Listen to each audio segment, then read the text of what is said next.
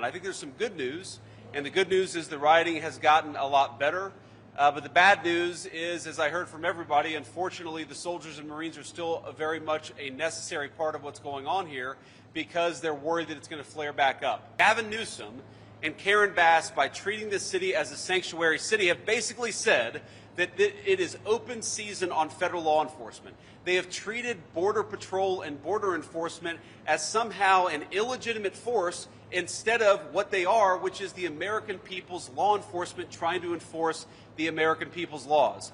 The president deserves great credit because after 45 days, you saw illegal border crossings draw to a small fraction.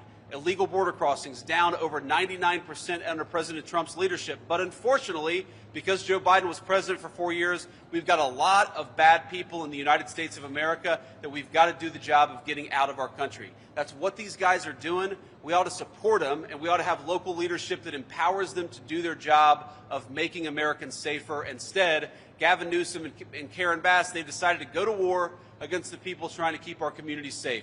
That's a disgrace. That's a terrible commentary on their qualities as leaders, but the Trump administration is going to keep on standing for the American citizens and for American law enforcement. Thank you all. Spent 3 or 4 hours in L.A.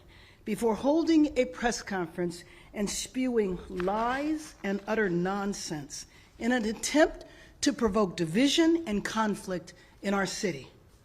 This is consistent with the provocation from Washington that began 2 weeks ago, when our city was calm and millions of Angelenos were going about working and contributing to our city. The provocation has resulted in lives disrupted, terror and fear spread throughout our city. And businesses were empty, owners were suffering, and describing this situation as worse than COVID. Just think for a minute how profound that is. He accused state leaders and myself as mayor of this city of encouraging violence, of sicking mobs on ICE officers. But let me just tell you, like yesterday, what happened at the Dodgers, we're not sure who these armed men are. They show up without uniforms. They show up completely masked. They refuse to give ID.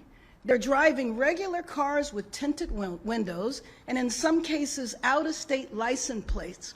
Who are these people?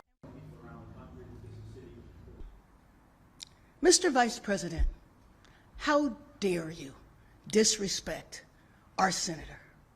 You don't know his name, but yet you served with him before you were vice president, and you continue to serve with him today, because the last time I checked, the Vice President of the United States is the President of the U.S. Senate. You serve with him today, and how dare you disrespect him and call him Jose? But I guess he just looked like anybody to you. Well, he's not just anybody to us. He is our senator. And it's just really sad when our economy, I mean, obviously we've had the issues in the city, and to have this unenforced error. I mean, there was just no need for this to happen. And unfortunately, the last 2 weeks, you've seen a huge dip in different sectors of our economy for this unnecessary experiment and unnecessary stunt.